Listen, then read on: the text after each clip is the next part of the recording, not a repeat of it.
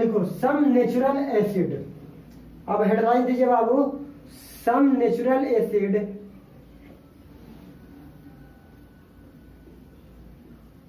आएगा सम naturally occurring acid.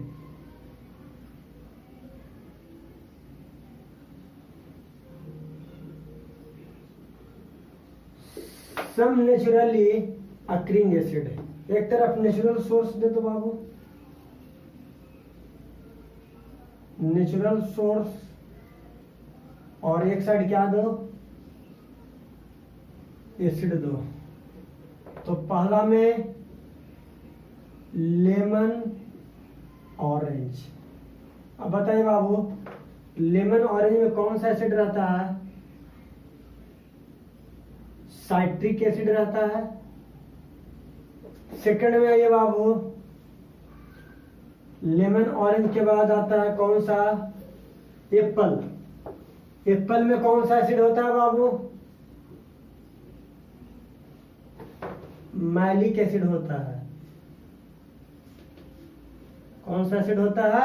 Malic acid होता है। एप्पल के बाद क्या होता है बाबू?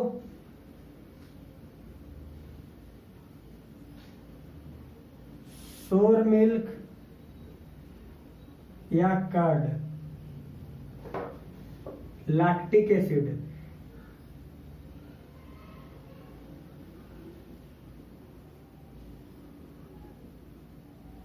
लैक्टिक एसिड प्रेजेंट होता है बाबू।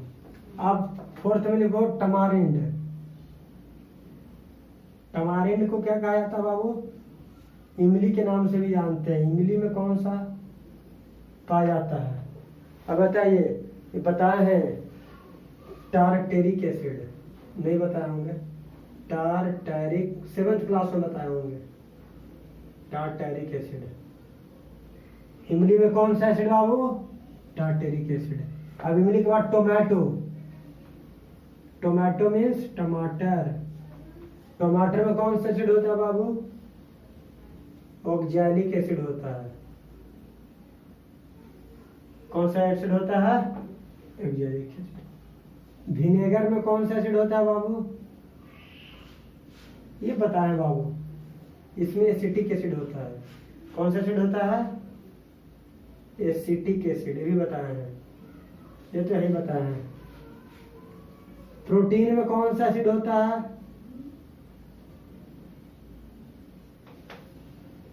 एमिनो एसिड का नाम सुने हैं, भी बताए हैं पहला टॉपिक में।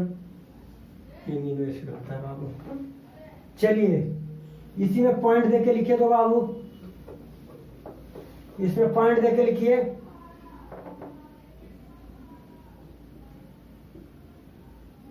इफ कर्ड या other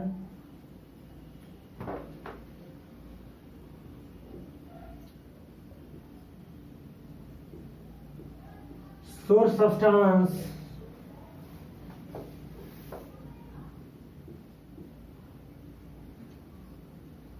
which are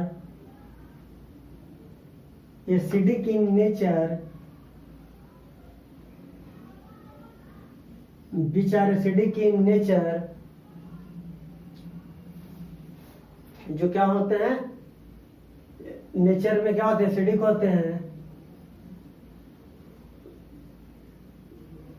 are kept in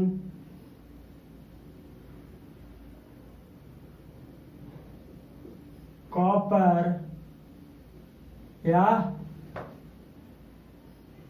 copper and brass।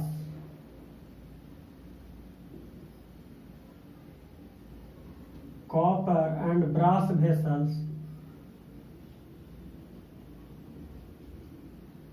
किसमें? कॉपर और ब्रास वेसल्स में रखा जाता है।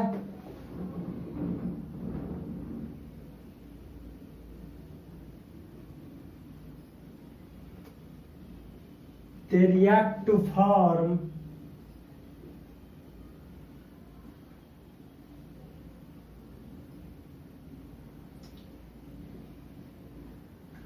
Toxins compound. टॉक्सिस मैंने क्या होता है बाबू? पॉइजनस। टॉक्सिस का मतलब क्या होता है? पॉइजन। POISIONOUS, poisonous compound. तो क्या फॉर्म करता है बाबू? पॉइजनस कंपाउंड फॉर्म करता है।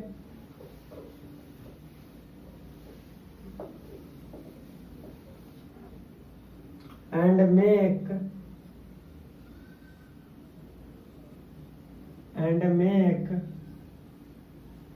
Food staff unfit for consumption.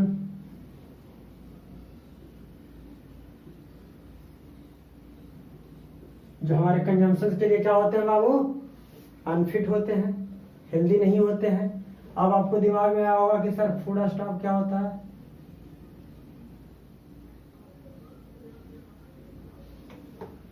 A substance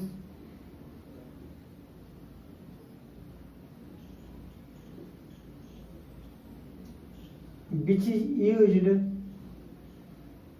as food। ऐसा सब्सटेंस जो फूड में यूज किया जाता है उसको फूड स्टाफ कहा जाता है। ये आपका हो गया बाबू क्या? ये आपका एसिड के बारे में बतला है।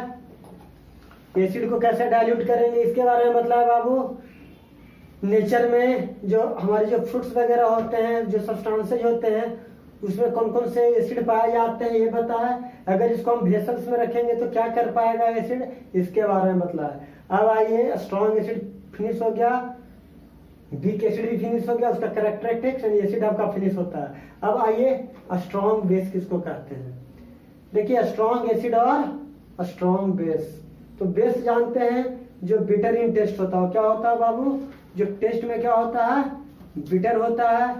क्या कहलाता है बाबू? सॉरी, एक टॉपिक और छूट गया, बाबू, लिख लीजिए। हम लोग जो एसिड पढ़े हैं तो कुछ एसिड हमारे लिए क्या है? यूजफुल होते हैं। सम आगे ध्यान दीजिए तो बाबू, बेस पढ़ा, स्ट्रॉन्ग बेस पढ़ाने के पहले एक टॉपिक छूट गया, याद नहीं रहता बाबू, दिमाग से स्लिप कर जाता है।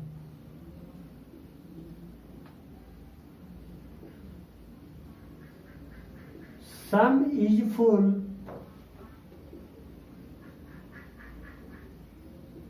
certain acid, कुछ सर्टेन एसिड हैं जो हमारे लिए क्या होते हैं बाबू? यूजफुल होते हैं। कैसे? देखो, हमारे स्टोमक में क्या होता है? हमारे स्टोमक में बाबू HCl प्रोड्यूस होता है, और HCl करता क्या है? हमारे हार्मफुल क्या करता है? हमारे लिए क्या करता है? जो बैक्टीरिया जो होता है हमारे स्टोमक में के इनसाइड, जो बैक्टीरिया होते हैं जो हमारे लिए हार्मफुल होते हैं, उसको क्या करता है? किल करता। वो बैक्टीरिया आता कैसे? जो हम लोग खाना वगैरह खाते हैं, वो खाना के साथ क्या करता है? फूड के साथ क्या करता है? अंदर स्टोमक में चला जाता है। तो लिखो बाबू, पहला यूजफुल लिखो। HCl is produced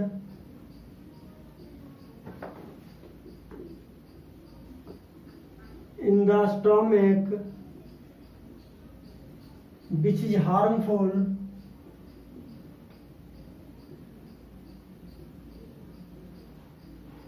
कहाँ शुरू होता है बाबू? स्टोमक में। Sorry, HCl is produced in the stomach, kills the harmful bacteria। क्या करता है? हार्मफुल बैक्टीरिया को क्या कर देता है बाबू? किल कर देता है। डैट में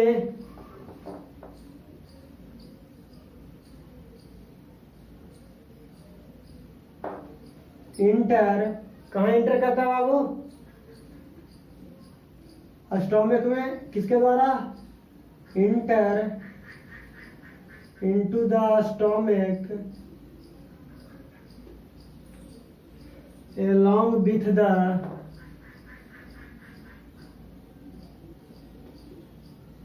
food we eat, जो खाना हम लोग खाते हैं उसके थ्रू क्या करता है बैक्टीरिया, इन कर जाता है। और जब इन करता है बाबू तो हमें क्या करता है, अब सेकंड विनेगर में यूज होता है। विनेगर का नाम सुने हो ना, विनेगर में क्या होता है, एसिटिक एसिड होता है। कौन सा एसिड होता है बाबू, एसिटिक एसिड होता है। तो कुछ एसिड हमारे लिए यूजफुल है, is used in the pickling. अब कहोगे सर पिकलिंग क्या होता है, पिकलिंग ऑफ फूड। देखो बाबू अचार वगैरह प्रिजर्व करते हो ना, तो उसमें क्या करते हो, प्रिजर्वेटिव ऑफ पिकल्स, किसमें, प्रिजर्वेशन ऑफ पिकल्स। पिकल के प्रिजर्वेशन में किसका, विनेगर का यूज किया जाता है। क्यों, पिकल्स वगैरह में क्या को प्रिजर्व करने में विनेगर का यूज किया जाता है। अब आइए बाबू, ये तो आपका चलिए अब फिनिश हुआ। अब फिजिकल प्रॉपर्टीज ऑफ बेस लिखिए। बेस का फिजिकल प्रॉपर्टीज क्या होता है, जो एसिड का होता है वही क्या होता है, बेस का होता है। थोड़ा सा चेंजिंग कर जाता है।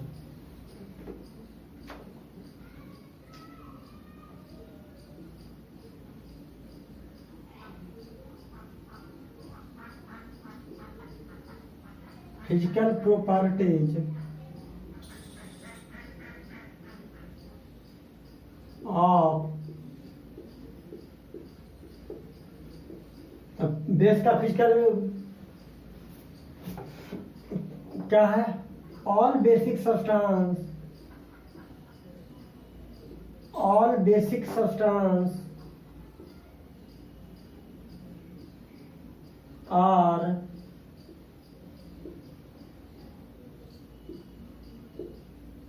Bitter in test.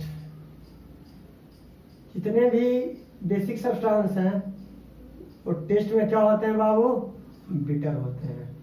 अब ध्यान दीजिए, ये आपका क्या हो गया, सेकंड प्रॉपर्टी क्या कहता है, बेस टर्न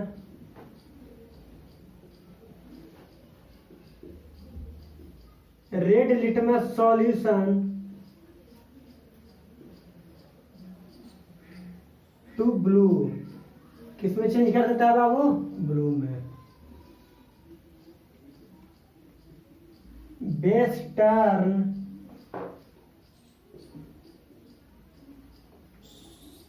इनटू ब्लू कर दो बाबू, इनटू लगा दो, into blue.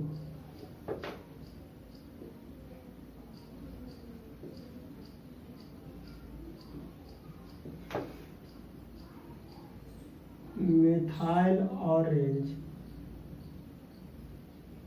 Into yellow.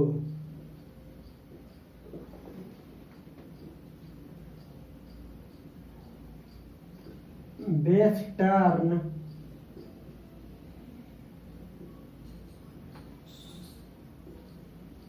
फिनोल्फिलीन into pink. किसमें बाबू, पिंक में चेंज करता है। किसमें चेंज कर देता है, पिंक में। जब बेस फिनोल्फिलीन में जाते हैं तो कलर कैसा हो जाता है बाबू, पिंक हो जाता है। पांचवा प्रॉपर्टी क्या होता है, बेस कंडक्ट इलेक्ट्रिसिटी। बेस क्या देता है बाबू, इलेक्ट्रिसिटी देता है। तो आपका क्या है, बेस का फिजिकल प्रॉपर्टी हो गया बाबू। अब केमिकल प्रॉपर्टी ऑफ बेस देखेंगे। क्या देखेंगे बाबू, chemical properties of base.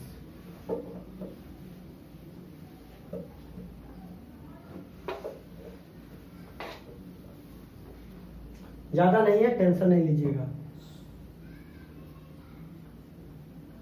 Chemical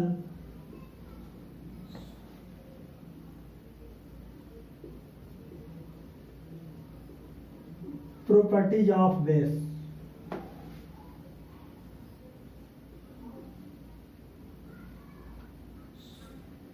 base का केमिकल प्रॉपर्टीज के बारे में।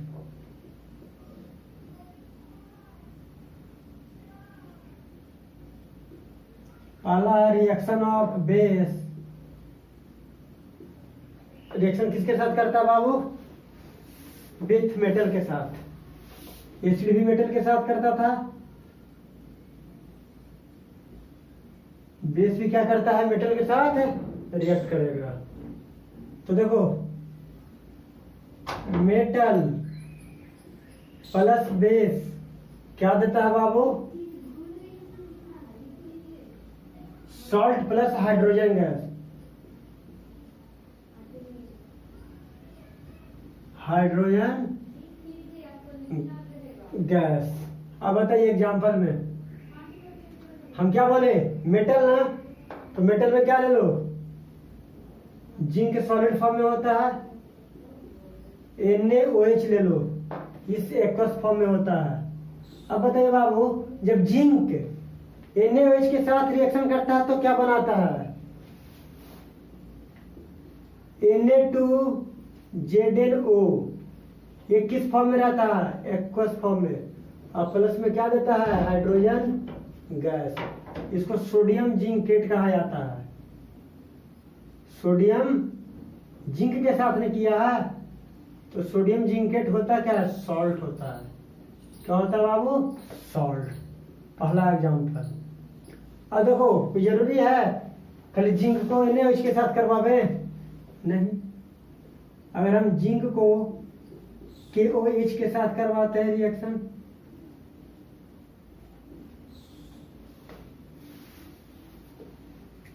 तो ये क्या देगा बाबू? K2ZnO देता है। अब प्लस में हाइड्रोजन गैस रिलीज करता है। क्या रिलीज करता है बाबू? Hydrogen gas. इसको कहते हैं पोटासियम जिंकेट। ये भी सॉल्ट होता है बाबू। क्या होता है? सॉल्ट। अब देखिए, अब हम जिंक को ले लिए, अब एल्युमिनियम को लेते हैं बाबू। एल्युमिनियम किस फॉर्म में पाया जाता है? सॉलिड के फॉर्म में। NaOH लेते हैं बाबू, और प्लस में क्या? Aqueous solution. और प्लस में क्या लेते हैं? वाटर लेते हैं। या NaOH, हाँ एक्वस ले लिए तो वाटर नहीं लिखेंगे, एक्वस लिए ना तो वाटर नहीं लिखेंगे। अब बताओ, अगर एल्युमिनियम को NaOH के साथ रिएक्शन करवाएंगे तो क्या बनेगा?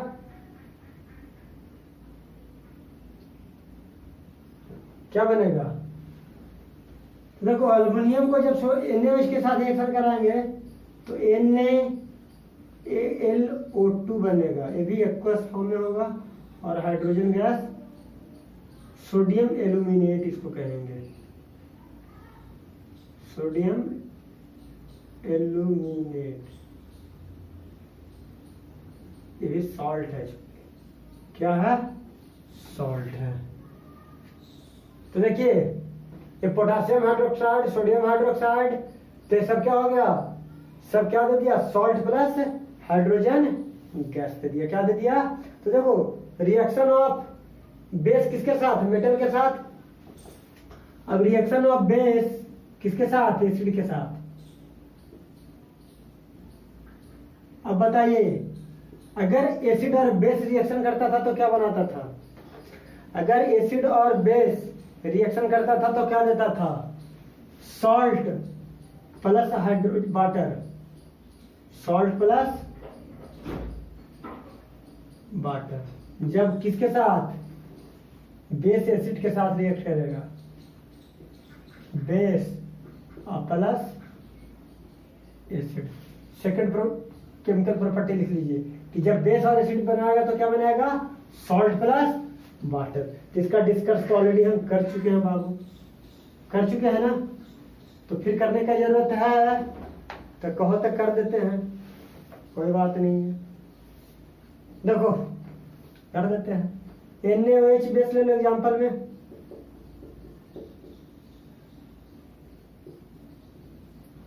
ये भी एक्वस फॉर्म में, और HCl भी एक्वस फॉर्म में ले लो, क्या बनाएगा NaCl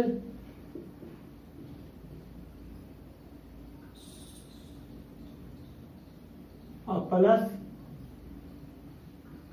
सोडियम क्लोराइड वाटर हो गया, सोडियम क्लोराइड क्या हो गया, सॉल्ट हो गया। क्या बना दिया, सॉल्ट बना दिया। सेकंड में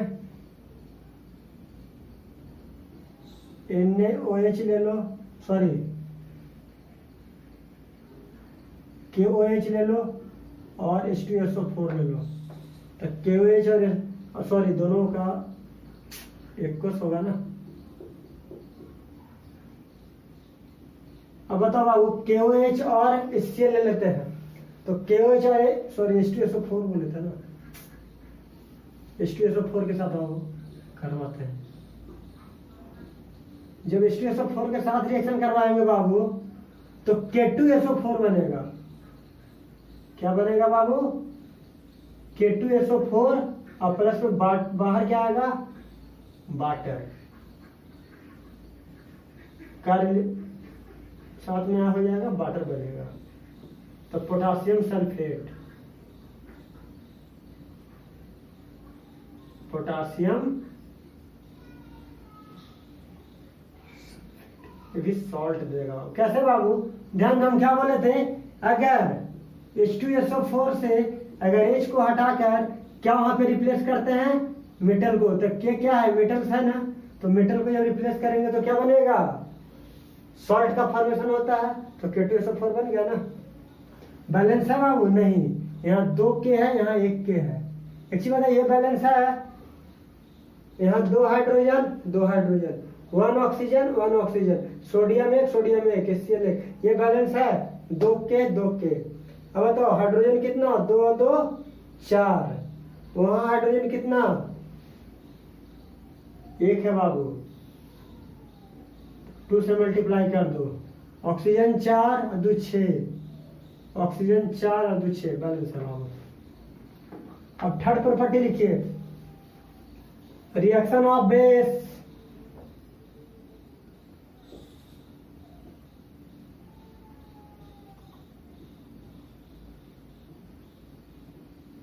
reaction of base with non metal oxide. Non metal तो साथ में क्या रहना चाहिए, नॉन मेटल तो है ही, ऑक्साइड भी साथ में है। तो reaction of base with non metal oxide, तो ऑक्साइड के साथ बेस जब रिएक्ट करते हैं तो क्या बनाते हैं बाबू, तो देखो टेंशन नहीं लेने की बात है, non metal oxide plus base भी सॉल्ट प्लस वाटर देता है। देखो non metal oxide plus base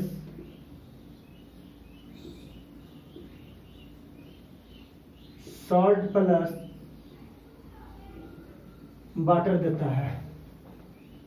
example के तौर पर बताओ बाबू, नॉन मेटल ऑक्साइड में क्या आता है, कैल्शियम ऑक्साइड, क्या होता है, कैल्शियम ऑक्साइड होगा क्या, नहीं होगा, कैल्शियम हाइड्रोक्साइड ले लो बाबू, क्या ले लो, कैल्शियम हाइड्रोक्साइड, और प्लस में CO2 गैस ले लो। तो देखो कैल्शियम हाइड्रोक्साइड क्या है, नॉन मेटल भी है, और H लग गया तो बेस भी हो गया। और नॉन मेटल ऑक्साइड में अगर देखा जाए तो कार्बन डाइऑक्साइड है, तो नॉन मेटल ऑक्साइड में क्या आ गया, कार्बन डाइऑक्साइड हो गया और बेस भी हो गया। तो क्या देगा बाबू, सॉल्ट प्लस वाटर। तो सॉल्ट प्लस वाटर कैसे दे देगा, CaOH है ना, तो CaOH CO3H2O, CaCO3 और प्लस में H2O लिक्विड। और ये किस फॉर्म में बाबू, सॉलिड के फॉर्म में रहेगा। किस फॉर्म में रहेगा, कैल्शियम कार्बोनेट, कैल्शियम कार्बोनेट, ये सॉल्ट है बाबू। अब दूसरा का एग्जांपल देख लो, ये तो कैल्शियम हाइड्रोक्साइड था ना,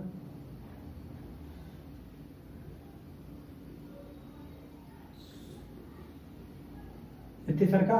अब देखो NaOH को किसके साथ, COH के CO2 के साथ करवाते हैं, सोडियम हाइड्रोक्साइड को CO2 गैस के साथ। देखो जब NaOH को CO2 गैस के साथ करवाएंगे तो क्या मिलेगा,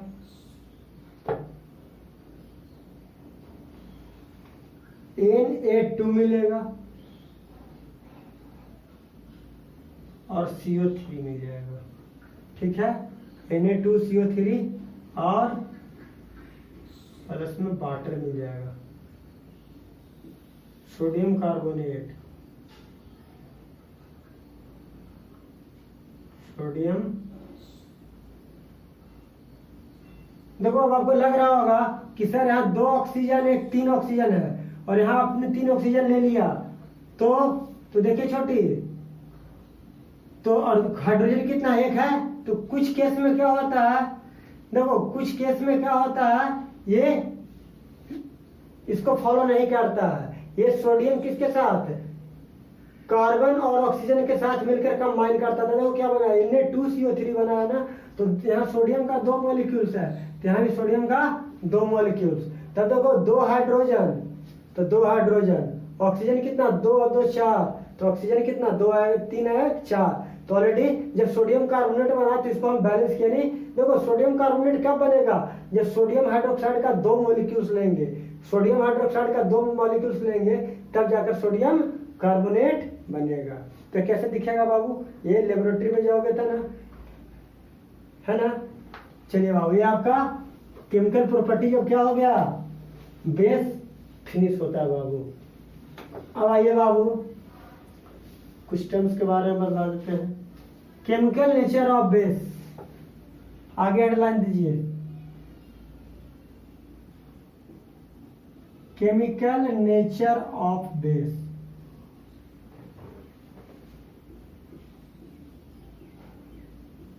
क्या होगा बाबू, केमिकल नेचर ऑफ बेस का केमिकल नेचर कैसा होगा, जब NaOH को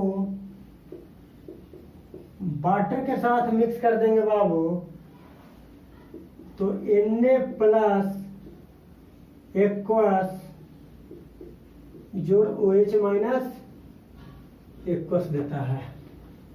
जब KOH को वाटर के साथ ऐड करेंगे बाबू तो K plus aqueous plus OH minus aqueous देता है। इसी तरीके से थर्ड में NH4OH प्लस वाटर को जब ऐड करेंगे बाबू तो क्या देगा, NH4 प्लस एक्वस जोड़ OH माइनस एक्वस देगा। तो आपका क्या था बाबू, ये बेस का केमिकल प्रॉपर्टीज और उसके नेचर के बारे में बतला दिए। अब नेक्स्ट क्लास में बाबू स्टार्ट करेंगे new topic. Thank you all.